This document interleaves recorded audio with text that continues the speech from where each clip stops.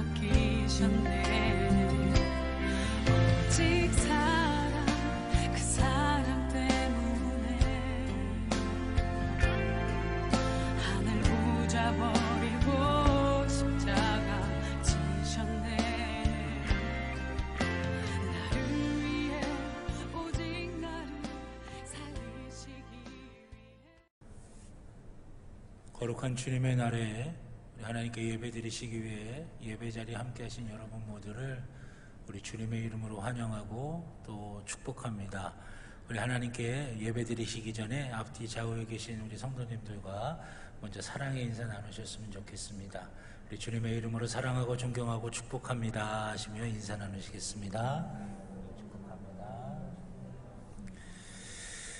다 같이 자리에서 일어나셔서 임내찬송 31장 하나님께 찬양 드리도록 하겠습니다.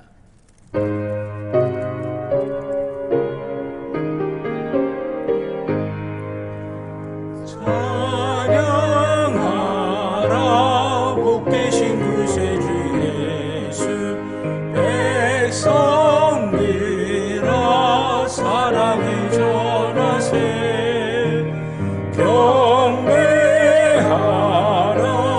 하늘의 천군과 천사 주님 앞에 영광을 돌리세. 목자같이 우리를 지키시고 종일 품에 늘 안아주시니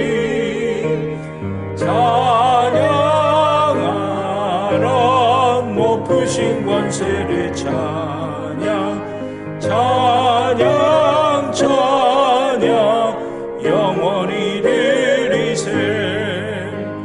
찬양하라 복되신 구세주 예수, 우리 대신 죽임을 당했네.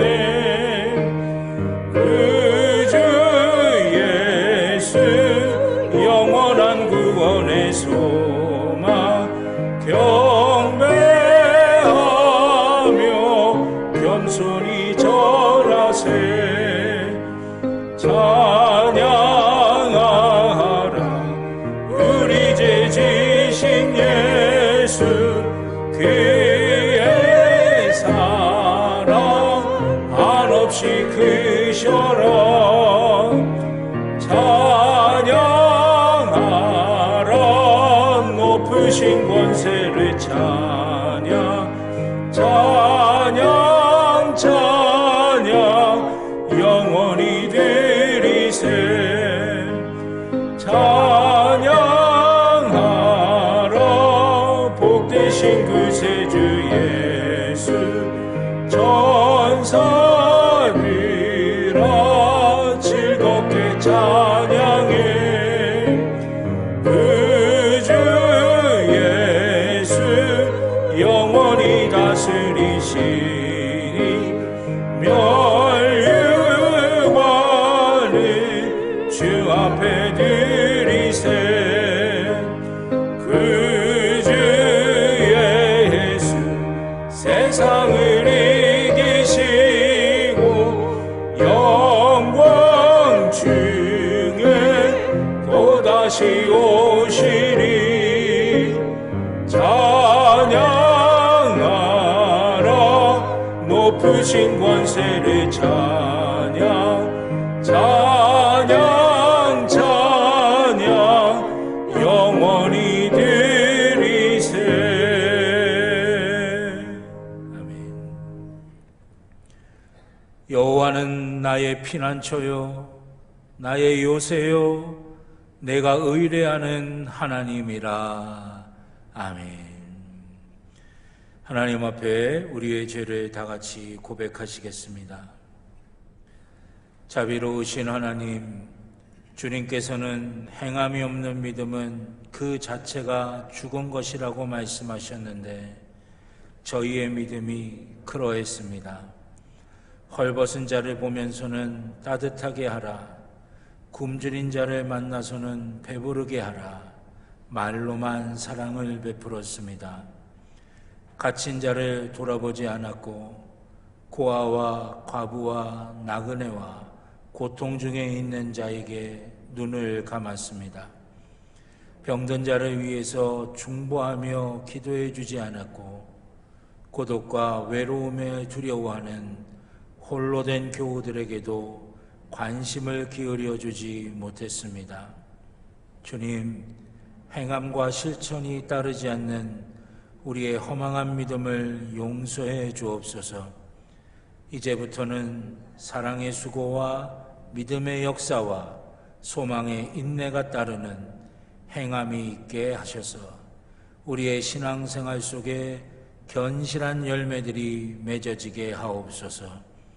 예수님의 이름으로 기도드립니다. 아멘. 지난 한 주간 우리의 개인적인 절에 주님 앞에 참여하며 회개의 기도를 드리도록 하겠습니다. 아버지 하나님, 지난 주간 주님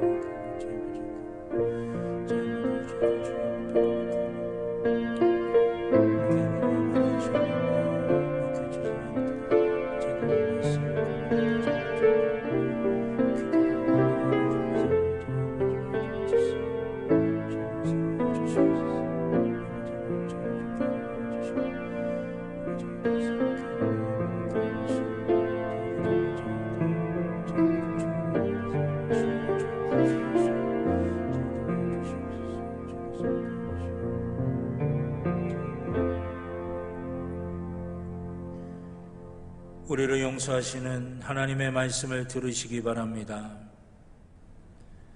아버지가 자식을 긍휼히 여긴같이 여호와께서는 자기를 경외하는 자를 긍휼히 여기시나니. 아멘. 교독문 24번 시편 46편의 말씀을 교독하겠습니다. 교독문 24번 시편 46편의 말씀을 교독하시겠습니다. 하나님은 우리의 피난처시요 힘이시니 그러므로 땅이 변하든지 산이 흔들려 바다 가운데 빠지든지 바닷물이 솟아나고 뛰놀든지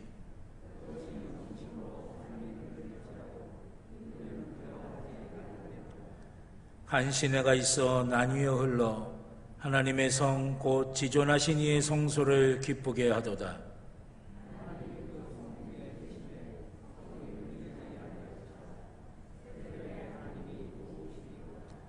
그가 땅끝까지 전쟁을 쉬게 하시며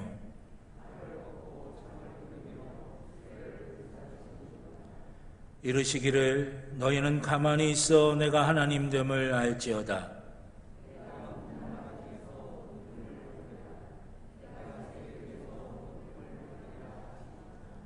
만군의 여호와께서 우리와 함께 하시니. 아멘. 사도신경으로 우리의 신앙을 고백하시겠습니다. 나는 전능하신 아버지 하나님 천지의 창조주를 믿습니다. 나는 그의 유일하신 아들 우리 주 예수 그리스도를 믿습니다. 그는 성령으로 잉태되어 동정녀 마리아에게서 나시고 본디오 빌라도에게 고난을 받아 십자가에 못 박혀 죽으시고 장사된 지 사흘 만에 죽은 자 가운데서 다시 살아나셨으며 하늘에 오르시어 전능하신 아버지 하나님 우편에 앉아 계시다가 거기로부터 살아있는 자와 죽은 자를 심판하러 오십니다. 나는 성령을 믿으며 거룩한 공교회와 성도의 교제와 죄를 용서받는 것과 몸의 부활과 영생을 믿습니다. 아멘. 만국의 근원 하나님 온 백성 찬송 드리고 저 천사여 찬송하세 찬송 성 성자 성령 아멘.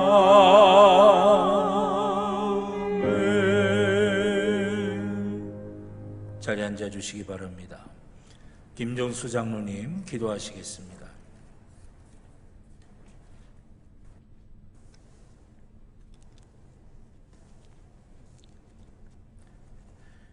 다 함께 기도하시겠습니다. 우리들의 생사화복을 주관하시는 하나님, 믿음을 주셔서 믿음의 눈으로 주님을 바라보게 하시고 이끌어 주시며 자녀로 삼아 주셔서 주님의 전에 나와 예배를 드리게 하심을 감사를 드립니다. 믿음이 없이는 하나님을 기쁘시게 할 수 없음을 알게 하시고 예배드리는 우리가 참된 예배자가 되도록 성령께서 인도하여 주시옵소서. 지난 한 주간의 삶에도 간섭하셔서 우리들을 은혜로 인도하셨건만 우리들의 마음이 주님을 향하지 못하였고 예배의 자리와 기도의 자리, 찬양의 자리와 은혜의 자리에 말씀에 순종하지 못했음을 이 시간 고백하며 회개합니다. 하나님의 은혜로 긍휼을 베풀어 주시고 예배드릴 때 회복되어지는 시간 되게 하여 주시옵소서. 모든 성도님들이 코로나19로 인하여 힘들고 어려운 상황 속에서 도우시는 하나님을 신뢰하며 나아가게 하시옵소서. 하나님께서 위로하여 주셔서 예배를 잊어버린 성도가 있습니까? 예배의 시간을 회복하게 하시고 기도를 잊어버린 성도에게는 다시 뜨겁게 기도하는 시간을 회복시켜 주시옵소서. 주님을 향한 소망을 놓지 않도록 인도하여 주시옵소서. 특히 교회를 위해서 기도합니다. 목표를 세우고 비전을 주님 앞에 다짐하였던 2021년 모든 계획들이 이루어져가는 우리 제일교회가 되게 하시고 성전 봉헌 및 창립기념 예배도 은혜 가운데 잘 드려질 수 있도록 인도하여 주시옵소서. 다음 세대를 위한 교회가 되게 하셔서 날마다 새로워지게 하시고 부흥되게 하옵소서. 은혜의 하나님, 오늘도 생명의 말씀을 선포하시는 담임 목사님에게 영육간의 강건함을 주시고 성령 충만으로 능력과 힘 있는 목회를 감당하게 하시며 모든 성도들을 푸른 초장으로 항상 인도하게 하여 주시옵소서. 말씀을 통하여 주님이 주시는 참된 평안과 기쁨을 얻는 시간이 되게 하시고 치유의 역사가 함께 나타나게 하여 주시옵소서. 능력과 치유의 하나님, 여러 가지 영육간의 질병으로 인하여 힘들어하는 많은 성도님들이 있습니다. 주님께서 함께 하셔서 십자가의 보혈의 능력을 믿고 해결할 수 있는 지혜를 주시며 속히 나음을 얻을 수 있도록 인도하여 주시옵소서. 뜨거웠던 여름도 지나가고 결실의 계절이 다가오는 때에 우리들의 모습도 겉만 변하는 것이 아니라 우리의 내면까지도 변화되게 하여 주시옵소서. 여러 곳에서 예배를 섬기는 많은 성도님들이 있습니다. 섬김과 헌신의 기쁨을 누리게 하시고 은혜와 복으로 채워 주시옵소서. 또 한 주간을 시작하려고 합니다. 하나님께서 함께 동행하여 주시고 은혜를 더하여 주셔서 말씀과 믿음을 잃어버리지 않고 굳건하게 지키며 살아가게 하시옵소서. 하루속히 코로나19가 종식되어 모든 일상의 삶들을 회복되기를 간절히 기도합니다. 예배의 시작과 마침을 주님께 맡기며 주님 홀로 영광 받아 주시옵소서. 예수님의 이름으로 감사하며 간절히 기도드렸습니다. 아멘.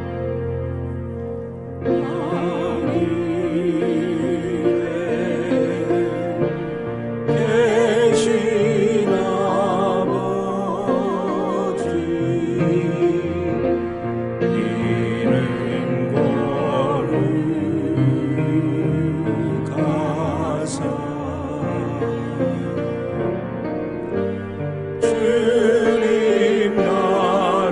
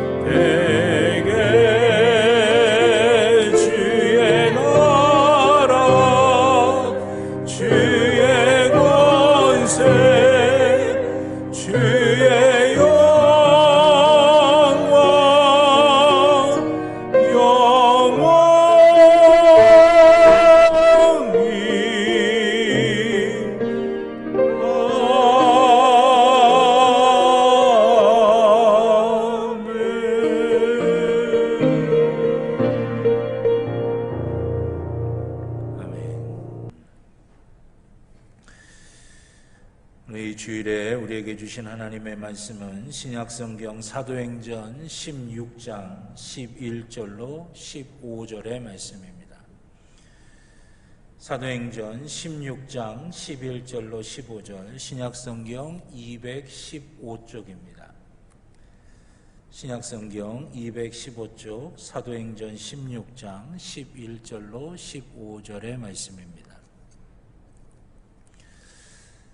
제가 한 절, 여러분들이 한 절 교독하시고 마지막 15절 말씀은 함께 봉독합니다. 사도행전 16장 11절로 15절의 말씀입니다. 우리가 드로아에서 배로 떠나 사모드라게로 직행하여 이튿날 네아폴리로 가고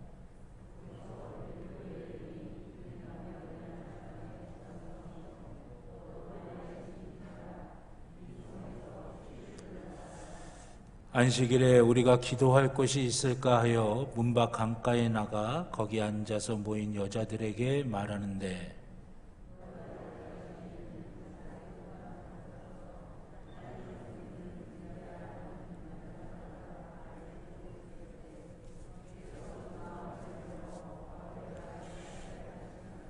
함께 봅니다. 그와 그 집이 다 세례를 받고 우리에게 청하여 이르되 만일 나를 주 믿는 자로 알거든 내 집에 들어와 유하라 하고 강권하여 머물게 하니라. 아멘. 기도드리겠습니다. 사랑과 은혜의 아버지 하나님, 주의 자녀들이 이 시간 주님 앞에 머리 숙여 경배하며 예배를 드립니다. 아버지 하나님, 주의 자녀들 하나하나 다 주의 손으로 만져주시는 줄로 믿습니다.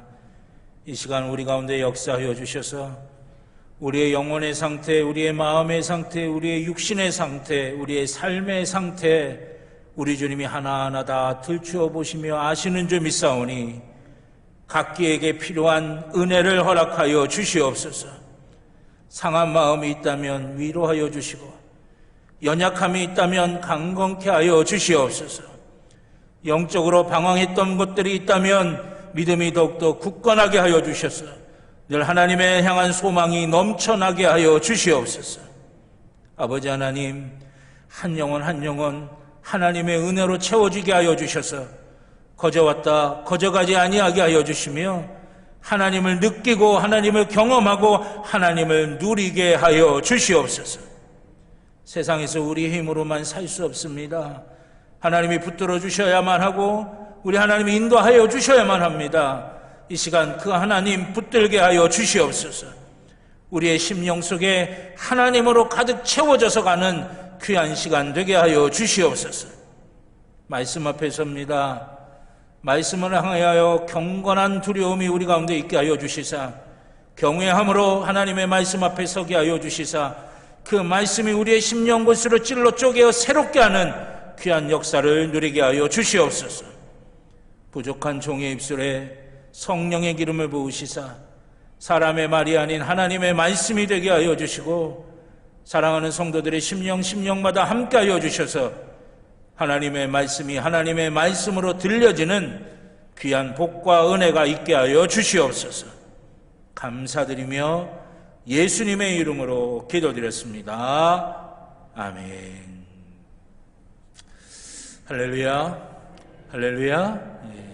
오늘 예배 가운데 우리 하나님 예배하신 귀한 은혜와 복으로 우리의 영과 우리의 마음과 우리의 육신과 또 우리의 삶의 모든 부분들을 가득히 채워주실 줄로 믿습니다. 우리 한 분도 그냥 갔다 그냥 가지 아니하시고 충만한 은혜 가운데 승리하며 가시는 귀한 은혜가 있을 줄로 믿습니다. 가슴에 손을 대고 함께 고백하시겠습니다. 나는 하나님의 복입니다. 아멘. 내가 가는 길은 복된 길이고 내가 앉는 자리는 복된 자리입니다. 아멘. 예배는 회복입니다. 예배는 능력입니다. 예배는 축복입니다. 아멘. 오늘 이 시간이 회복이 되고 또 능력이 임하고 축복받는 귀한 자리가 되어질 줄로 믿습니다. 오늘 사도행전 16장 11절로 15절의 말씀을 가지고 축복의 통로로 사는 법이라고 하는 제목으로 예비하신 하나님의 은혜를 나누고자 합니다. 그런데 우리가 힘들고 또 외롭고 또 다급할 때, 그때 예기치 않고 생각지도 못했던 우연한 만남을 통해서 때는 우리가 위로도 받고 힘을 얻고, 그래서 다시금 우리가 일어설 수 있는 그런 경험을 할 때가 우리 가운데 있습니다. 제가 아는 성도님 한 분이 그만 사업이 부도의 위기에 빠지게 되었습니다. 누구에게도 도움을 받을 수 없는 그런 상황에 이르게 되었어요. 이 성도님이 사랑하는 가족들, 또 수많은 직원들, 또 많은 거래처들에게 피해를 주게 될 것이 너무나 가슴 아프고 또 두려운 일이었습니다. 너무 힘이 드는 거예요. 그래서 정신없이 그렇게 막 길을 헤매다가 어느 날 한 노인분께서 이 구루마에 그 리어커에다가 가득 짐을 싣고 그 언덕배기를 이렇게 올라가시는 그런 모습을 보게 된 겁니다.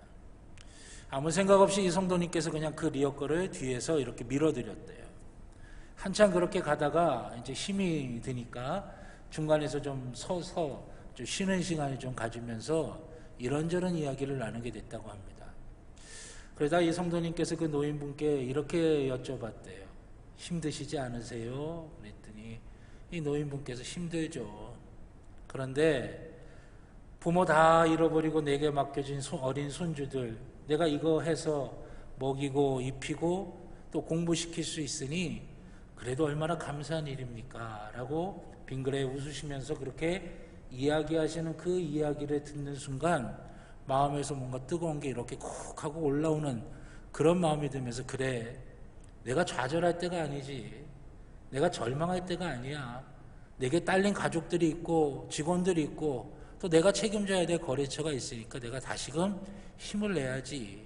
그러면서 다시금 용기를 내셔가지고 그 어려움을 그래도 잘 이겨내셨다는 그런 이야기를 제가 들은 적이 있습니다. 여러분, 우리가 살다 보면 예기치 않았던 어려움과 또 혼란과 또 절박한 상황을 만나게 되는데, 그때 우리 가운데 좋은 만남, 하나님이 예비해 주신 거룩한 만남을 통해서 우리가 위로도 받고 힘도 얻어서 그 상황을 이겨낼 수 있는 때가 있다라고 하는 것입니다. 저는 우리 그리스도인들이 바로 이런 만남들을 자꾸만 만들어가는 사람들이 되어야 되지 않을까, 그런 생각을 해보게 됩니다. 왜냐하면 하나님께서 믿음의 조상인 아브라함을 통해서 우리 그리스도인들에게 요청하신 일이 바로 이와 같은 일이기 때문에 그렇습니다. 광야 같은 세상을 살아가면서 지치고 상처받고 낙오되고 힘들고 어려운 이들이 어디 한 군데 소망을 둘 데 없을 때 예수 믿는 그리스도인들을 통해서 위로받고 다시금 힘을 얻어서 그 힘들고 어려운 상황들을 이겨낼 수 있게끔 하는 것, 그것이 바로 우리가 해야 될 역할 가운데 하나라고 하는 것이죠. 다르게 말씀드리면 우리는 축복의 통로가 되어야 된다라고 하는 것입니다. 하나님께서 아브라함을 부르시면서 나는 너의 하나님이 되고 너는 내 백성이 돼, 이제부터 너와 나는 하나야 라고 하면서 하나님께서 아브라함에게 주셨던 약속들이 쭉 있습니다. 그 가운데 하나가 뭐냐면 너는 복이 될지니라, 그렇게 말씀하셨어요. 잘 이해하셔야 됩니다. 너는 복을 많이 받을 거야가 아닙니다. 너는 복이 될지니라 라고 하는 말씀이에요. 아브라함을 통해서 하나님의 복이 무엇인지 세상 사람들이 알 수 있도록 하나님이 만들어 주신다라고 하는 거죠. 축복의 통로가 되게 만들어 주신다라고 하는 것이에요. 여러분, 이것이 우리가 그리스도인으로서 해야 될 가장 귀하고 가치 있는 일 가운데 하나라고 하는 것을 우리가 반드시 기억해야 된다라고 하는 것입니다. 오늘 본문에는 복음을 전파하고 교회를 세우는 일들로 힘들고 어려웠던 사도 바울에게 축복의 통로가 되어주었던 한 사람의 모습을 우리가 발견하게 됩니다. 그가 누구냐? 바로 루디아라고 하는 사람입니다. 우리도 루디아처럼 힘들고 지치고 상처받고 아파하는 사람들에게 축복의 통로가 되어줄 수 있어야 된다라고 하는 것이에요. 그러면 우리가 어떻게 축복의 통로가 될 수가 있을까? 제일 첫 번째는 신앙생활에 우선순위를 두어야 한다라고 하는 것입니다. 사도 바울은 소아시아의 선교의 비전을 품고 준비하며 기도하고 있었습니다. 그런데 하나님께서 그런 사도 바울을 막으십니다. 그리고 어디로 보내냐면 유럽으로 가라고 말씀하시는 거예요. 마게도니아 지역으로 가라고 이야기하시는 것입니다. 사도 바울은 그 하나님의 이끄심에 순종해서 마게도니아 지역 첫 번째 도시인 빌립보에 도착을 하게 됩니다. 자, 말씀을 준비하면서 이때 사도 바울의 상태가 어땠을까라고 하는 것을 가만히 생각해 봤어요. 오늘 본문 앞부분을 쭉 읽어보면서 사도 바울이 과연 어떤 상태였을까를 살펴봤습니다. 사도 바울은 소아시아에서 복음을 증거하기 위해서 준비하고 기도하고 있었어요. 근데 자기의 뜻과 자기의 계획과는 전혀 다르게 하나님께서 유럽인 마게도니아 지역으로 가라고 사도 바울을 이끌어 주신 거예요. 순종하기는 했지만 여러분 우리 그렇지 않아요? 내가 준비하고 계획했는데 내 뜻대로 풀리지 않게 됐을 때는 마음에 좀 헛헛한 마음도 들고 서운한 마음도 들고 그러지 않겠습니까? 사도 바울도 마찬가지 아니었겠어요? 순종하기는 했지만 마음 한켠이 조금 아쉽고 섭섭한 마음이 있었을 거예요. 그리고 오늘 본문 앞부분에 보면 사도 바울이 다른 곳에서 복음을 증거하다가 조롱당하기도 하고 핍박당하기도 하고 멸시받기도 하고 어려움에 처하기도 합니다. 지쳤을 거예요. 지칠 대로 지치고 또 마음 한켠에 자기가 계획한 대로 일이 풀리지 않고 다른 방향으로 가는 그런 상황들 속에서 마음이 상했던 그 사도 바울, 그런 사도 바울, 그 순간에 하나님은 이 사도 바울이 루디아라고 하는 사람을 만날 수 있게 해주시는 겁니다. 루디아를 축복의 통로로 세우셔서 사도 바울을 만나게 해주시고 계시다라고 하는 것이에요. 그런데 여러분, 그 사도 바울이 루디아를 만나는 장소가 어디인지를 오늘 본문이 우리에게 말씀하고 있어요. 13절입니다. 13절에 보니까 뭐라고 말씀하십니까? 안식일에 우리가 기도할 곳이 있을까요? 문 밖 강가에 나가 거기 앉아서 모인 여자들에게 말하는데 라고 말씀하고 있어요. 강가에 있는 기도처에서 이 루디아를 만나게 되는 겁니다. 이거는 좀 배경을 좀 아셔야 됩니다. 이스라엘 민족이 이방 민족에 의해서 멸망을 당했어요. 로마에 의해서 멸망을 당했습니다. 그래서 이스라엘 민족들 중에 정 반 이상은 세계 여러 나라로 흩어지게 됐어요. 뿔뿔이. 이걸 뭐라고 표현하냐면 디아스포라라고 표현을 합니다. 이스라엘 백성들이 나라를 잃어버리고 세계 이방 나라국에 다 흩어져 있는 거예요. 근데 이 이스라엘 사람들은 예루살렘 성전에서 예배를 드려야 되는 사람인데 예루살렘 성전도 다 망해버리고 자기네들도 다 다른 나라로 뿔뿔이 흩어졌으니 예루살렘 성전에서 예배를 드릴 수가 없는 겁니다. 그래서 이스라엘 사람들이 어떻게 했냐면 힘이 되면 시나고게라고 하는 회당을 짓습니다. 그래서 안식일이 되면 거기에 모여가지고 말씀을 나누고 함께 기도도 하고 하나님께 예배도 드리고 또 성도의 거룩한 교제들도 나누고 있었어요. 그런데 그나마 그 회당조차도 짓지 못하게 될 상황 가운데 있었던 사람들이 있었어요. 그럼 그 사람들은 어디에 모이냐면 강가에 모이는 겁니다. 그 당시 제일 찾기 쉽고 공통적으로 갈 수 있는 곳이 강가였기 때문에 누구에게 방해받지 않을 수 있는 곳이 강가였기 때문에 안식일이 되면 그런 사람들이 강가에 모여서 함께 말씀도 나누고 함께 같이 기도도 하고 예배도 드리면서 한 주간 어떻게 살았는지 거룩한 교제도 나누고 그랬던 거예요. 이 사도 바울도 이 빌립보 지역에 갔는데 아마 회당이 없었던 것 같아요. 그러니까 이제 기도를 해야 되는데 안식일에 이제 강가에 나가서 유대인들이 모여 있는지 살펴보고 있고 거기에 모여 있는 사람들과 함께 이야기를 나누고 있는 게 바로 이 13절에 등장하고 있는 장면인 것입니다. 어디서 만났다고요? 하나님께 기도하고 예배하고 말씀의 은혜를 나누고 성도의 거룩한 교제가 있는 그곳에서 축복의 통로로 하나님께서 준비하신 그 루디아를 사도 바울이 거기서 만나게 됐다라고 하는 것입니다. 그때 마음의 문을 열고 복음을 받아들였던 사람이 바로 이 루디아였던 것입니다. 복음을 전하는 사도 바울과 그 복음을 받아들이는 루디아가 만났던 이 장면은요, 실로 선교의 역사에 있어서는 엄청난 사건입니다.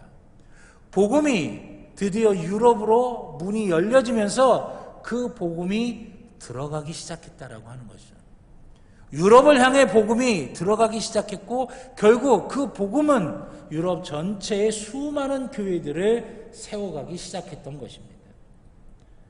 여러분, 그런데 그 루디아를 성경이 어떻게 표현하고 있냐면, 오늘 보면 14절 말씀해 보니까 뭐라고 표현하고 있냐면, 두아디라시에 있는 자색옷감 장사로서 하나님을 섬기는 루디아다, 그렇게 이야기하고 있어요. 성경이 루디아에 대해서 바로 그렇게 이야기하는 겁니다. 아직 예수의 복음은 받아들이지 못했지만 이 루디아는 하나님을 섬기는 믿음이 있었다라고 하는 것이에요. 하나님을 섬길 줄 알고 하나님 앞에 나와 예배 드릴 줄 알고 하나님의 이름을 높일 줄 알았던 그 루디아, 신앙생활에 열심을 품었다라고 하는 겁니다. 그러니까 어떻게 됩니까? 마음을 열어 사도 바울을 통해서 증거되는 주의 복음을 듣게 되었고 그리고 그 집이 다 세례를 받게 되었다라고 하는 것이에요. 신앙생활에 우선을 두고 있었던 것입니다. 여러분, 우리가 축복의 통로가 되어야 된다라고 하는 말을 들으면 제일 먼저 드는 생각이 뭐냐면 뭔가 좋은 일을 많이 하고 봉사도 해야 될 것 같고 섬기는 그런 일들을 해야 되는 거, 그렇게 생각하기가 쉬워요. 맞습니다. 그런데 여러분, 그런 것도 있어요. 우리가 축복의 통로가 됐을 때 한 부분이에요. 그런데 진짜 본질적이고 진짜 온전한 것은 뭐냐면 바로 복음이라고 하는 것입니다.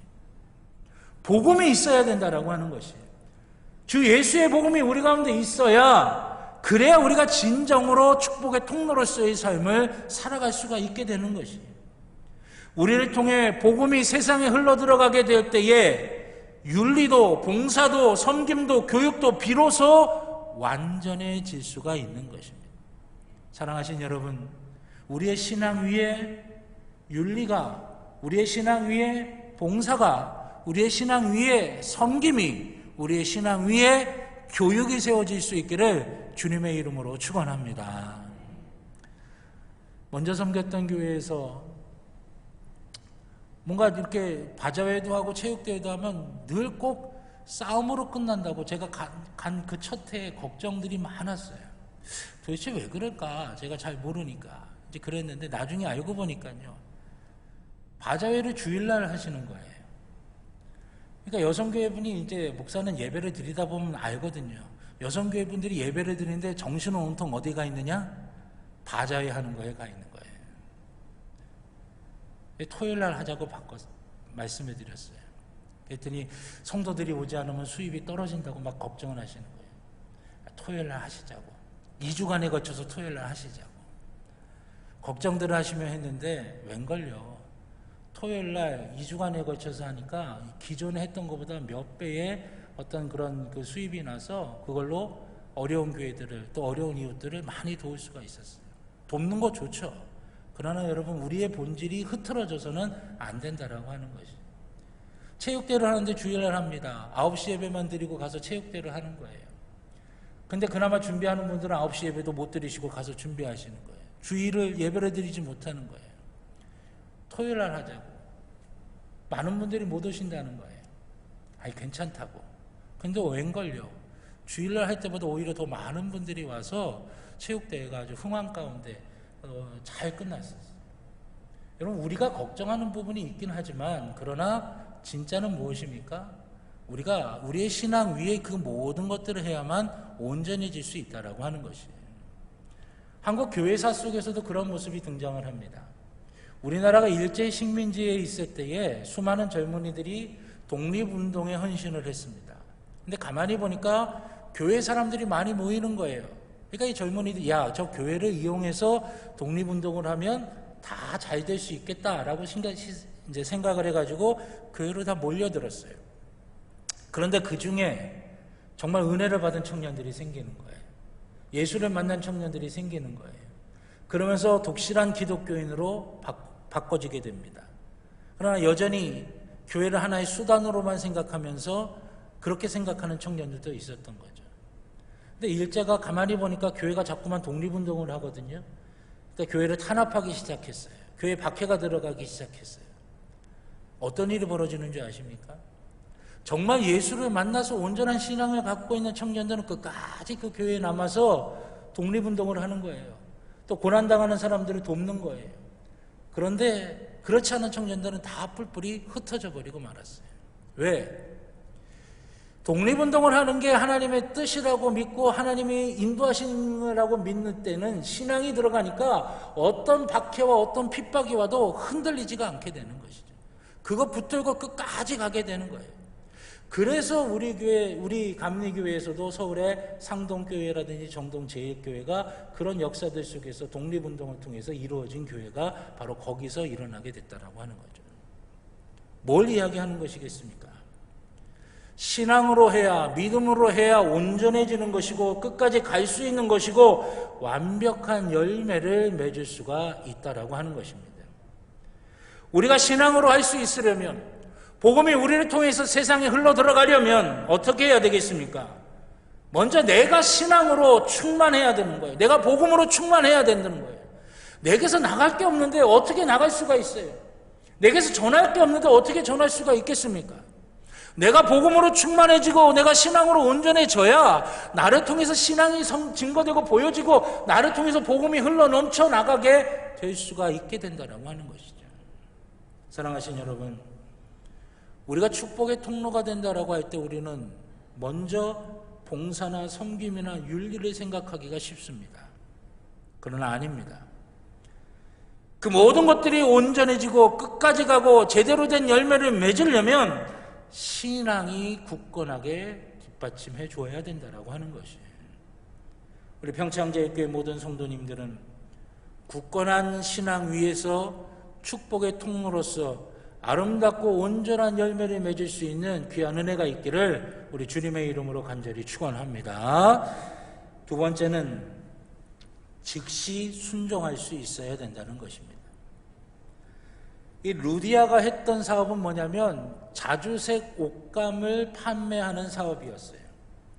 근데 여러분, 그 당시 자주색 옷감, 그 염료를 사용해서 옷감을 만든다는 게 쉬운 일이 아니었거든요. 그것은 조개 하나에서 나오는, 조개 하나에서 딱 한 방울 정도 염료가 추출된대요. 그래서 그 추출된 염료를 가지고 옷감을 이제 염색을 하면 색깔이 바래지지가 않는다고 하는 겁니다. 그래서 되게 고가의 옷감이었다고 해요, 그 당시에. 그래서 왕족이나 귀족들이 주로 즐겨 찾아서 입은 옷감이 자주색 옷감이었다고 하는 거죠. 이 말은 뭐냐면 최고가의 옷감이었다라고 하는 거예요. 이 말은 루디아가 경제적으로 부유했다라고 하는 것이죠. 그리고 그것을 채취하고 염색하고 말려야 되고 판매하고 해야 되는 이 모든 과정들을 해야 됐으니 얼마나 바빴겠습니까?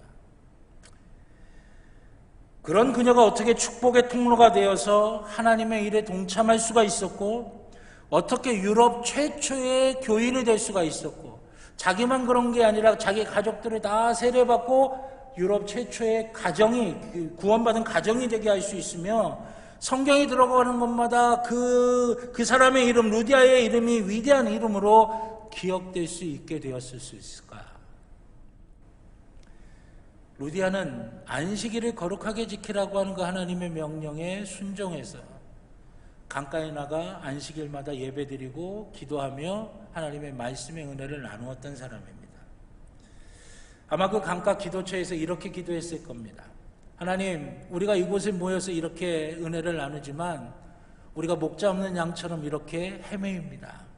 우리에게 좋은 목자를 좀 보내주셔서 우리가 신앙에 잘 어떤 길라잡이를 해줄 수 있고, 또 우리를 잘 말씀으로 먹일 수 있고, 우리를 신앙으로 잘 지도할 수 있는 좋은 목자가 좀 왔으면 좋겠습니다 라고 아마 그렇게 기도했을 거예요. 얼마나 안타까웠겠습니까?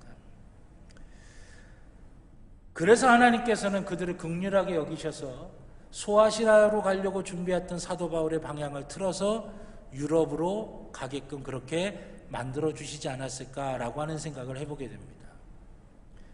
사도 바울도 선교를 위해서 기도하고 있었는데 하나님의 이끄심에 따라 배를 타고 그 유럽으로 향해 가면서 어떤 마음이 들었겠어요?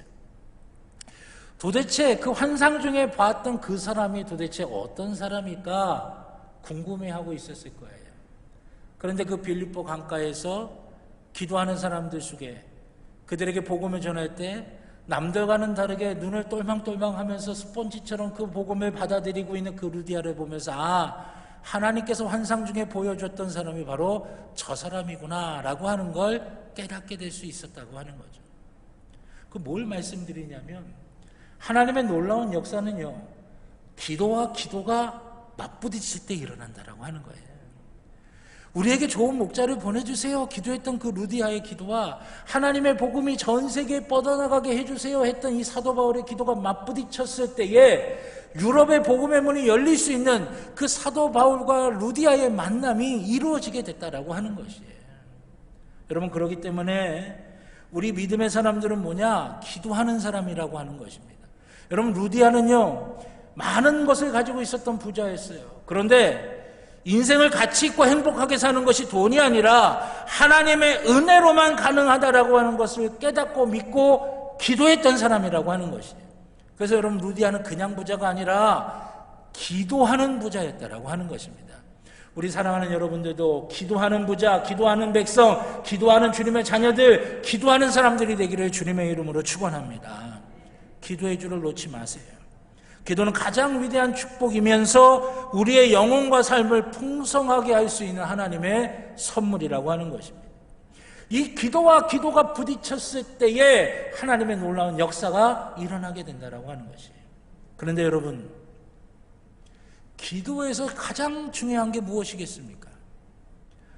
루디아의 기도가 어떤 기도였기에 응답받는 기도, 인생을 역전하는 기도, 그런 기도가 될 수 있었겠어요?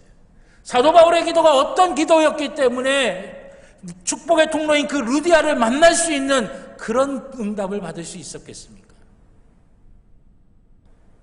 순종하는 기도였기 때문에 그래요. 루디아도 순종하는 기도였고 사도 바울도 순종하는 기도였기 때문에 그 기도가 시너지가 일어나서 유럽으로 복음의 문이 열릴 수 있는 놀라운 축복의 길이 열려지게 됐다라고 하는 것입니다. 여러분, 우리가 얼마나 많이 기도합니까?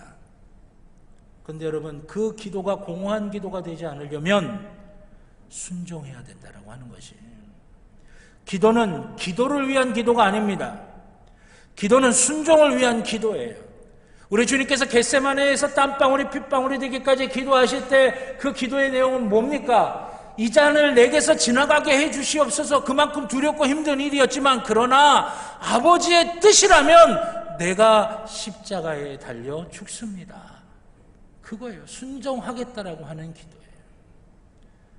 여러분, 기도는 바로 이것입니다.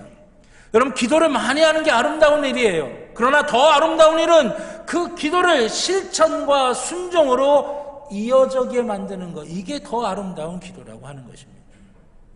삶을 하나님의 역사로 풍성하고 아름답게 채운 사람들의 공통점이 무엇인지 아십니까? 그는 단지 기도만 한 게 아니라 그 기도를 실천으로 순종으로 연결하는 데 있어서 탁월했던 사람들이 바로 삶을 아름답고 풍성하게 만들 줄 아는 사람들이었다고 하는 것이에요. 루디아는 그런 사람이었습니다. 말씀을 듣고 기도하면서 하나님께서 주시는 감동이 생기면 즉시 순종하고 실천하는 사람이었습니다. 사도 바울의 입을 통하여 하나님의 복음이 증거되어질 때 이 루디아는 그 말씀을 아멘으로 받았습니다. 아멘으로 받을 때 하나님께서 그 마음의 문을 열어주시자 그는 즉시 그 말대로 사도 바울의 고백대로 세례를 받게 되었고 자기만 세례받는 게 아니라 자기의 가족 전체를 다 세례받게 만들 줄 아는 사람이었다고 하는 것이에요. 대단한 순종과 실천 아닙니까? 사랑하신 여러분, 하나님께서 우리에게 말씀을 들을 때, 기도를 할 때 선한 거룩한 감동을 우리에게 주실 때가 있어요. 즉각 순종해야 됩니다. 뒤로 미루잖아요. 시간이 지나면 어떻게 되는지 아십니까? 사단이 그 틈을 파고들어요. 순종하지 못하게 할 만한 그럴듯한 명분과 그럴듯한 이유를 기가 막히게 우리 앞에 갖다 놓게 돼요. 순종할 수 없게 되는 겁니다. 기도하고 하나님께서 주시는 감동이 우리 가운데 주어지면 하나님께서 세우신 목회자에게 상담하고 기도받고 순종하고 실천하는 것, 여러분 그것이 우리가 축복의 통로로서 살아갈 수 있는 두 번째 방법이라고 하는 것입니다. 사랑하신 여러분, 하나님께서 여러분들에게 거룩한 감동을 주실 것입니다. 그것을 캐치할 수 있는 분별력도, 영적인 분별력도 있어야 되지만 또 하나 순종하고 실천할 수 있는 능력도 우리 가운데 있기를 주님의 이름으로 축원합니다. 세 번째는 자기를 온전히 드릴 수 있어야 된다라고 하는 것입니다. 하나님께서 우리에게 주신 재능을 달란트라고 우리가 표현합니다. 그럼 우리가 흔히 연기하는 연기자들을 탤런트라고 이야기하죠. 여기서 나온 거예요. 재능이 있다라고 하는 거죠. 달란트예요. 근데 이 달란트에게 있어서 중요한 게 뭐냐면 어떻게 사용하느냐 하는 것이죠. 나를 위해서 사용하느냐, 하나님의 영광을 위해서 사용하느냐에 따라 그 달란트가 우리에게 어떤 열매를 맺는지가 달라지게 된다라고 하는 것입니다. 하나님께서 나에게 주신 그 달란트는 하나님을 위해 사용해야 된다라고 하는 그 대전제를 우리가 잊어서는 안 됩니다. 루디아는 사도 바울을 만나고 사도 바울을 통해서 복음이 전해지게 될 때 예전에는 하지 않았던 고민, 예전에는 하지 않았던 기도를 하게 되는 거예요. 하나님이 내게 물질의 축복을 주셨는데 내게 물질의 축복을 주신 이유가 뭘까? 내가 어떻게 해야 하나님의 뜻에 맞게 사용할 수 있게 되는 걸까? 그래서 15절에 보니까 루디아가 어떻게 합니까? 루디아가 사도 바울의 일행을 다 자기 집으로 초청을 합니다. 머물게 해요. 여러분 사도 바울의 일행, 사도 바울 혼자만 아니라 그 일행이 거기서 먹고 생활하고 해야 되니 얼마나 때로는 귀찮기도 하고 때로는 불편하기도 하고 때로는 비용도 많이 들겠어요. 근데 섬기는 거예요. 근데 여러분 이 헌신이 어떤 결과를 만드는지 아십니까? 사도 바울이 복음을 증거하고 교회를 세우는 선교 활동을 할 때 가장 적극적으로 지원하고 돕는 교회가 빌립보 교회였는데 그 빌립보 교회가 바로 이 루디아의 집에서부터 시작이 되는 것이었어요. 우리나라 선교 초기에도 누구의 집에 모여서 사랑방에 모여서 예배드리면서 그렇게 시작이 되죠, 교회가. 그래서 그 교회가 거대한 큰 교회로 거대한 큰 역할을 감당하는 교회로 성장하게 된 우리나라 교회 역사로 우리가 익히 알고 있듯이 이 루디아의 집에서 사도 바울의 일행을 모시면서 섬기면서 했던 것이 바로 빌립보 교회의 시작이 되었다라고 하는 것입니다. 그리고 여러분 이 빌립보 교회의 시작을 통해서 수많은 유럽의 교회가 이방인의 선교를 위해서 세워지게 되는 일이 일어나게 되는 것입니다. 여러분 이처럼 하나님이 주신 달란트를 나의 만족과 유익과 또는 내가 원하는 대로가 아니라 하나님께서 원하시고 기뻐하시는 것에 사용하게 될 때 하나님의 크고 거룩한 비전이 이루어지게 된다라고 하는 것입니다. 혹여 그것이 나랑 무슨 상관인가? 그것이 내게 어떤 유익이 되냐고 반문하는 그런 분이 계실지 모르겠습니다. 여러분 하나님께서 우리의 모든 것들을 하나님께서 우리에게 주셨다라고 하는 것을 믿는 게 바로 우리의 믿음 아닙니까? 우리의 모든 것들은 하나님으로부터 왔음을 우리가 믿는 게 우리의 믿음이에요. 이걸 다른 말로 표현하면 뭐라고 표현할 수 있냐면 청지기 의식이다라고 그렇게 표현할 수가 있어요. 하나님이 내게 맡겨주셨다라고 하는 거예요. 내 생명도, 내 삶도, 내 물질도, 내 건강도, 내게 있는 달란트도, 내 주변에 있는 사람도 다 하나님이 내게 맡겨주셨다라고 하는 것입니다. 근데 여러분 이 청지기에는 중요한 세 가지의 단어가 있습니다. 첫째는 뭐냐면 하나님의 뜻이에요. 내게 맡겨주신 거 하나님의 뜻대로 사용해야 된다라고 하는 것입니다. 두 번째는 뭐냐면 계산이에요. 하나님이 보고 계시는 거예요. 우리가 하나님의 뜻에 맞게 사용하고 있는지 안 하고 있는지 하나님께서 계산하신다라고 하는 거예요. 성경에 나오는 달란트 비유가 그거 아닙니까? 달란트 맡겼는데 그 주인이 맡겨준 대로 활용해서 남긴 사람이 있느냐 없느냐 그거 나중에 계산할 때가 있다라고 하는 것이죠. 계산하신다라는 거예요. 그리고 세 번째 단어가 뭐냐면 심판입니다. 그 결과에 따라서 심판하신다라고 하는 것이죠. 하나님의 뜻이 있고 하나님의 뜻에 맞게 잘 사용하고 있는지 하나님은 계산하고 계시고 그거에 따라서 심판하신다는 게 청지기회가 가지고 있는 세 가지의 중요한 단어예요. 여러분 지금 우리의 모습을 한번 살펴볼까요? 하나님께서 우리에게 잘 관리하고 다스리라고 이 전 세계에 자연을 주셨어요. 근데 우리 인간이 욕심 때문에 욕망 때문에 또 우리의 편리를 추구하다 보니까 하나님의 뜻대로 자연을 잘 관리하고 다스린 게 아니라 우리 마음대로 해고 그냥 우리 마음대로 자연을 파괴하게 된 거죠. 그래서 어떻게 됩니까? 하나님이 우리에게 경고하시는 거 아니겠어요?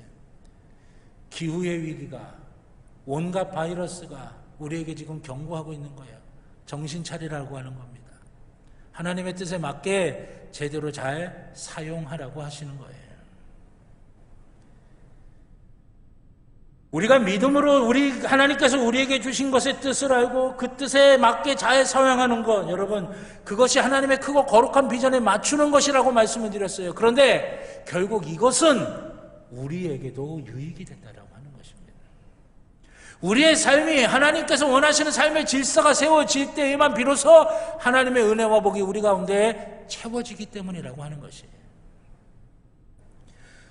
루디아는 그것을 지혜롭게 깨달은 사람이었고 그것을 지혜롭게 잘 실천할 수 있었던 사람이었습니다. 이 루디아는 그래서 이 사도 바울이 마지막까지 선교할 때까지 이 사도 바울의 선교 사역을 재정적으로 다 지원할 수 있을 만큼 그 물질의 축복이 계속해서 이어졌던 사람이에요.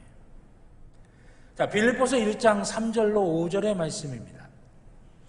내가 너희를 생각할 때마다 나의 하나님께 감사하며 간구할 때마다 너희 무리를 위하여 기쁨으로 항상 간구함은 너희가 첫날부터 이제까지 복음을 위한 일에 참여하고 있기 때문이라.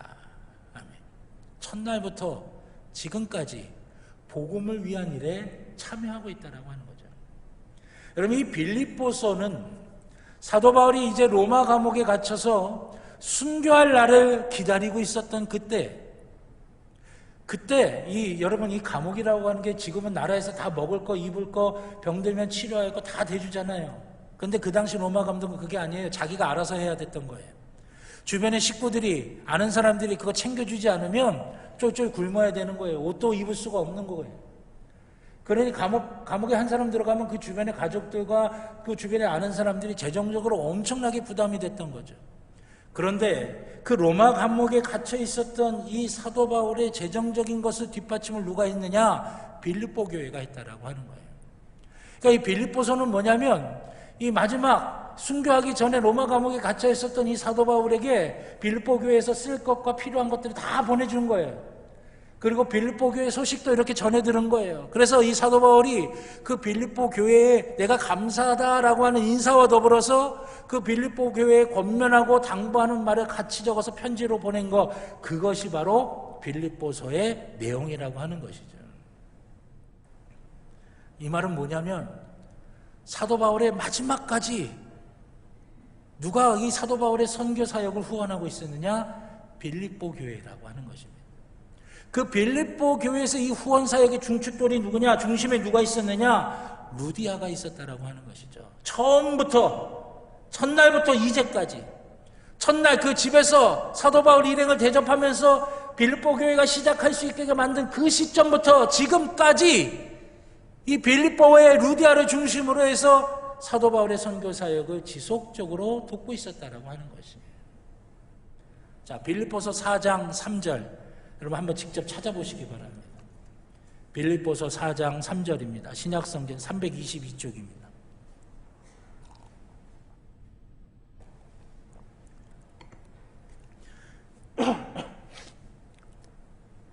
제가 읽겠습니다. 빌립보서 4장 3절. 또 참으로 나와 멍에를 같이 한 내게 구하노니 복음에 나와 함께 힘쓰던 저 여인들을 돕고, 누구예요? 복음에 나와 함께 힘쓰던 저 여인들을 돕고, 루디아 일행이죠. 빌립보 교회에서 루디아를 중심으로 사도 바울 복음 사역, 전도 사역에 지원했던 그 여인들을 돕고, 또한 글레멘드와 그 외 나의 동역자들을 도우라. 자, 그러면서 그 다음에 뭐라고 말씀하시냐면, 그 이름들이 생명책에 있느니라. 그 이름들이 어디에 있다고요? 생명책에 있다라고 하는 것입니다. 하나님께서 주신 것을 하나님의 뜻에 잘 합당하게 사용하는 사람이 하나님의 기쁨이 되고 더 큰 은혜와 축복을 받는 것이고, 축복의 통로로서의 삶을 사는 것뿐만이 아니라 그 이름이 생명책에 기록되는 은혜를 누리게 된다라고 하는 것입니다. 사랑하신 여러분, 이 귀한 삶이 저와 여러분들의 삶이 되시기를 주님의 이름으로 축원합니다. 내게 있는 것, 하나님이 내게 맡기신 것이라고 하는 걸 분명하게 깨닫고, 그것을 하나님의 뜻과 하나님의 계획에 맞춰 사용될 때 나의 인생이 더욱더 아름답고, 내가 생각하는 것 넘어서 더욱더 풍성함을 누릴 수 있고, 거기서 끝나는 것이 아니라 내 이름이 생명책에 기록되는 은혜와 축복까지도 우리가 누리는 삶을 살아갈 수가 있게 된다라고 하는 것이에요. 사랑하신 여러분, 우리의 정체성은 축복의 통로입니다. 하나님은 우리의 육신의 정력, 안목의 정력, 이생의 자랑에 끌려 사는 존재로 우리를 만들지 않으셨어요. 세상의 파도와 환경의 변화, 무쌍함에 흔들리는 존재로도 만들지 않으셨다라고 하는 것입니다. 하나님은 우리를 축복의 통로가 되라고 만드셨습니다. 여러분, 사도 바울과 루디아의 모습을 통해서 한 사람의 변화가 얼마나 중요한지를 우리는 깨닫게 됩니다. 한 사람이 변하면 많은 게 변하는 거예요. 아니, 세상 전체가 변하게 되는 것입니다. 존 웨슬리 목사님의 회심을 통해서 영국이 그 피비린내 나는 전쟁이 아니라 새롭게 변화될 수 있었던 것처럼, 무디 목사님을 통해서 그 미국이 새롭게 변화될 수 있었던 것처럼, 한 사람을 통해선 그 한 사람만 변하는 게 아니라 그 모든 것들이 다 변해질 수 있다라고 하는 것이에요. 사도 바울도 그 강가 기도처에서 만난 그 한 사람이 그렇게 큰 역할을 할 줄은 예상치도 못했을 것입니다. 당시 낯선 지역인 유럽에 아무런 배경도 없었던 사도 바울에게 루디아가 축복의 통로로서 다가가자 그 놀라운 역사는 커다란 변화가 되었고, 사도 바울이 유럽 전체의 복음을 증거할 때에 큰 도움이 되어서 그 선교의 사역을 성공적으로 마칠 수가 있었던 것입니다. 사도 바울이 될 수 있었던 것은 루디아처럼 축복의 통로가 되는 사람들이 있었기 때문이라고 하는 것이에요.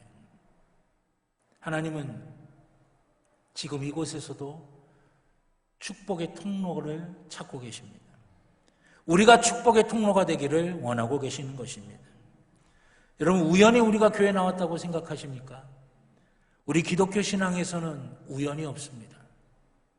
그럼 내가 의지를 갖고 내가 결단해서 교회에 나온 겁니까? 아닙니다. 우리의 삶에서 내가 결단하고 내가 결심해서 그렇게 해서 되는 일이 얼마나 됩니까? 그게 아니에요. 하나님께서 우리를 축복의 통로로 만드시기 위해, 우리를 위해 예비하시고 우리를 위해 준비하시고 우리에게 딱 맞는 우리의 교회를 허락하여 주셨고, 때로는 그곳에서 대대에 걸쳐서 신앙생활하고, 때로는 아니면 내가 첫 열매가 되어서 우리의 후손들이 하나님의 은혜와 복을 받도록 하나님께서 우리를 이곳에 불러주시고 우리가 모여서 하나님의 은혜를 체험하게 만들어 주셨다라고 하는 것이에요. 그러면 우리가 해야 할 일은 분명합니다. 신앙생활에 최우선을 두시기를 바랍니다. 내게 하나님께서 거룩한 감동을 주시고 하나님의 뜻을 보여주실 때에 즉각적으로 순종하고 실천할 수 있기를 바랍니다. 그리고 내게 있는 모든 것들이 하나님께서 내게 맡겨주셨다라고 하는 그 청지기 의식을 분명하게 세우셔서 나의 모든 것들을 하나님께 뜻에 맞춰서 온전히 드릴 수 있는 믿음이 우리 가운데 있기를 주님의 이름으로 축원합니다. 그럴 때 어떤 일이 벌어지느냐? 내가 생각하고 내가 알고 내가 경험하는 것을 뛰어넘어서 하나님께서 내 삶을 더욱더 풍성하고 아름답고 열매 맺는 신앙이 될 수 있도록 하나님께서 우리를 만들어 주실 줄로 믿습니다. 그 축복의 통로로서의 삶을 살아갈 수 있는 저와 여러분 모두가 되기를 우리 주님의 이름으로 간절히 축원합니다. 기도하겠습니다. 좋으신 아버지 하나님, 이 시간 간절하게 간구합니다. 우리를 축복의 통로로 이 땅에 보내주셨고 축복의 통로가 될 수 있도록 우리를 위하여 예비하신 교회를 허락하여 주셨습니다. 아버지 하나님, 이 교회에서 우리가 신앙생활에 최우선에 두게 하여 주시고 은혜 받고 그 받은 은혜에 주시는 감동에 따라 즉각적으로 순종하고 실천할 수 있게 하여 주시며 내게 있는 모든 것이 하나님이 내게 맡겨주신 것이라고 하는 걸 깨닫고 하나님의 뜻에 철저하게 맞추어 나를 온전히 드리는 귀한 모습이 우리 가운데 있게 하여 주시옵소서.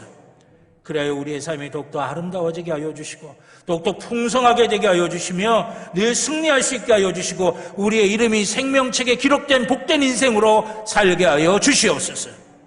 어디를 가든지 주님이 함께 하시고 무엇을 하든지 주님이 복되게 하여 주시며 날마다 하나님의 은혜로 승리하는 귀한 주의 자녀들이 되게 하여 주시옵소서.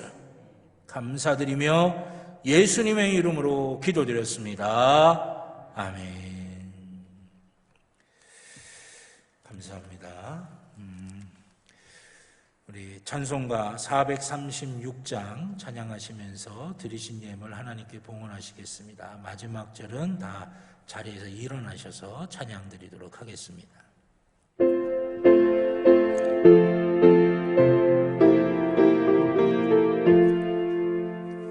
나 이제 새 생명 얻은 몸 옛 것은 지나고 새 사람이로다. 그 생명 내 맘에 강같이 흐르고 이 사랑 내게서 배같이 빛난 밤 영생을 누리며 주 안에 살리라. 오늘도 내일도 주 함께 살리라. 주 안에 감추인 새 생명 얻으리. 이전에 줬던 것 이제는 값없다. 하늘의 은혜와 영화를 맛보니 찬송과 기도로 주 함께 살리라. 영생을 누리며 주 안에 살리라. 오늘도 내일도 주 함께 살리라. 산청도 조목도 새 것이 되었고 죄인도 원수도 친구로 변한다. 새 생명 얻은 자 영생을 누리니 주님의 모심마 새 하늘이로다. 영생을 누리며 주 안에 살리라. 오늘도 내일도 주 함께 살리라. 주 따라가는 길 험하고 멀어도 찬송을 부르며 뒤따라가리라. 나 주를 모시고 영원히 살리라. 날마다 섬기며 주 함께 살리라. 영생을 누리며 주 안에 살리라. 오늘도 함께 살리라. 아멘. 자리에 앉아주시기 바랍니다. 드리신 예물을 위해 기도드리겠습니다. 내게 있는 것 다 주께서 내게 맡기신 것이라고 하는 믿음으로 주님께 예물을 드립니다. 아무것도 없는 나, 아니 오히려 죽을 수밖에 없는 죄인이었던 나 구원하시고 용서하시고 채워주시고 베풀어 주셔서 지금껏 살게 해주신 것, 그 감사한 마음으로 주님 앞에 예물을 드립니다. 단순한 물질이 아니라 주님을 향한 믿음이고 주님을 향한 사랑이고 주님을 향한 갈급함인 줄로 믿사오니 주님, 우리의 이 모든 것 다 주께서 받으시고 기뻐 흠양하시는 거룩한 산점이 되게 하여 주시고 하나하나마다 축복하여 주시옵소서. 우리의 영적으로 은혜가 필요한 영혼들을 위해 하나님의 크신 은혜가 임하게 하여 주시고 육적으로 약함 때문에 힘들어하고 있는 주의 자녀들을 위해 치유와 회복과 강건케 하시는 은혜가 임하게 하여 주시옵소서. 삶의 여러 문제 때문에 눈물 짓고 괴로워하고 있는 주의 자녀들이 있다면 닫혀진 문들이 열려지게 하여 주시고 꼬인 문제들이 풀려지게 하여 주시며 하나님의 선한 역사가 임하게 하여 주시옵소서. 예물이 쓰여지는 것 기억하여 주셔서 하나님의 뜻이 이루어지는 데에 귀하게 쓰임받게 하여 주시사 어두움이 물러가고 환한 빛이 되게 하여 주시며 다툼이 사라지고 화해와 일치가 되게 하여 주시며 아픔과 상처가 사라지고 치유와 회복이 임하게 하여 주시옵소서. 주님 나라 세워가는 데에 귀하게 쓰임받도록 인도하여 주실 줄로 믿고 감사드리며 예수님의 이름으로 기도드렸습니다. 아멘. 감사합니다. 교회 소식 몇 가지 말씀드리겠습니다. 주보 교회 소식란에 참조해 주시기를 바라겠습니다. 예배당에서는 개인 방역과 또 교회에서 진행하는 방역 지침에 철저히 따라 주시기를 바라겠습니다. 방역 지침에 따른 예배 안내 주보에 나와 있으니까 확인해 주시길 바라겠고요. 이번 주일은 교육자 보건 주일로도 같이 지킵니다. 지난주에 말씀드린 대로 기도하시면서 하나님께서 주시는 감동대로 교육자 보건 주일 예물을 드리시면 우리 전체 우리 지방 목회자님들 또 사모님들 우리 지방 사회평신도부에서 건강에 위해서 필요한 곳에 잘 사용되게 될 것입니다. 감사를 드리고요. 오늘 오후 예배 사회는 한금진 권사님, 기도는 안미랑 권사님이십니다. 다음 주 오후 예배 사회는 김종수 장로님, 기도는 김숙자 집사님이십니다. 기도하시면서 준비해 주시길 바라겠고 성경 일독학교 4번째 41회 구약 통독 훈련 시가소 부분이 진행 중에 있습니다. 늘 말씀 가까이 하시는 그런 귀한 신앙생활 하시길 바라겠습니다. 주모로 하는 청년부 여론특강 9월 11일 1강이 오후 7시 반에 있는데 나를 찾아 떠나는 여행 애니어그램을 통한 인간관계 훈련이 있겠고요. 2강은 9월 12일 주일 오후 7시 30분에 월요일의 그리스도인이라고 하는 주제로 그리스도인의 일터 생활에 대해서 전문 강사님들을 모시고 이제 강의를 하게 됩니다. 그래서 오늘 오후 3시까지 등록 마감인데 주변에 있는 우리 청년들 권면해서 함께 강의 귀한 강의니까 잘 받을 수 있도록 권면해 주시고 일반 성도님들의 요청이 좀 있으셨어요.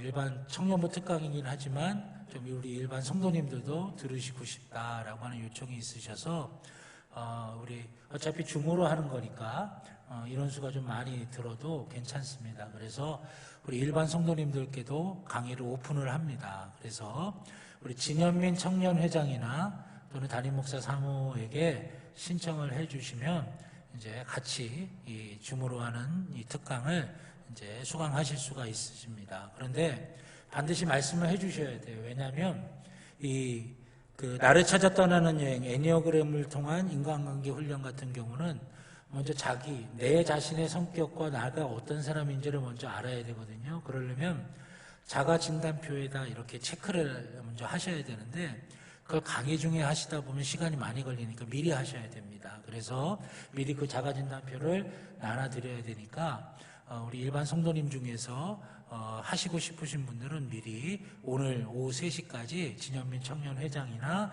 우리 담임 목사 사모에게 신청을 해 주시기를 바라겠습니다.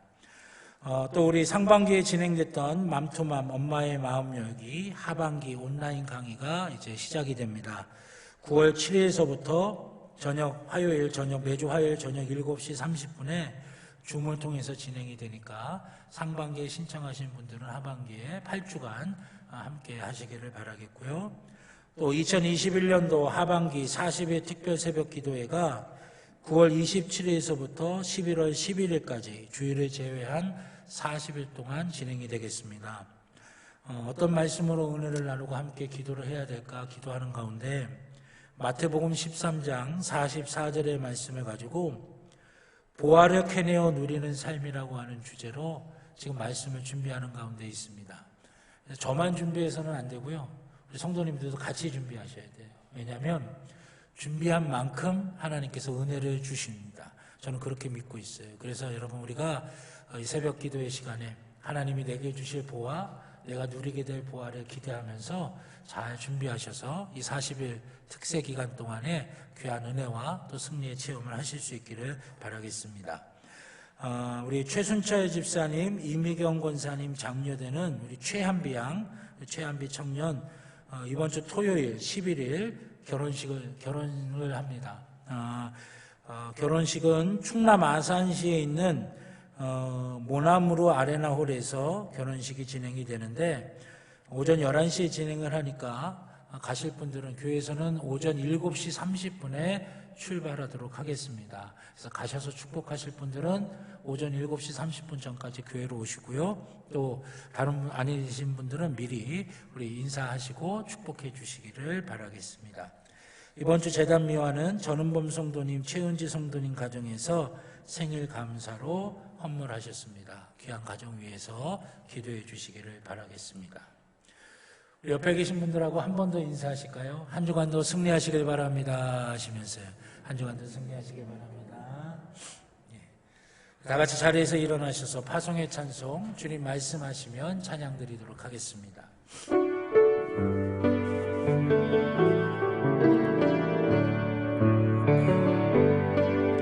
주님 말씀하시면 내가 나아가리다. 주님 뜻이 아니면 내가 멈춰서리다.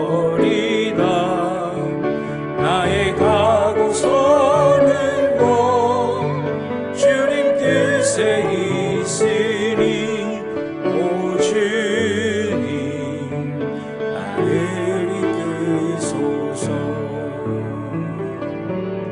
그 다신 그곳에 나 있기 원합니다.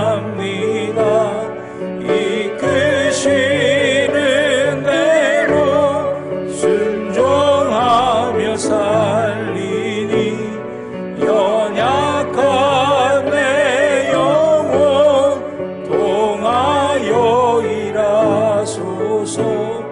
주님 나라와 그 뜻을 위하여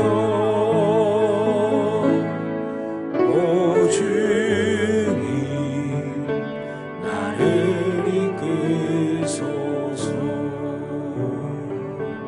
아멘.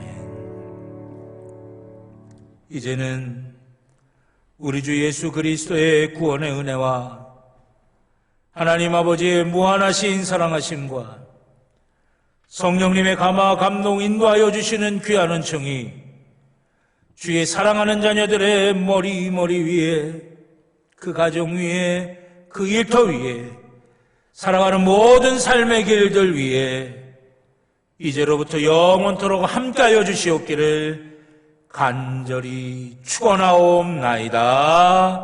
아멘.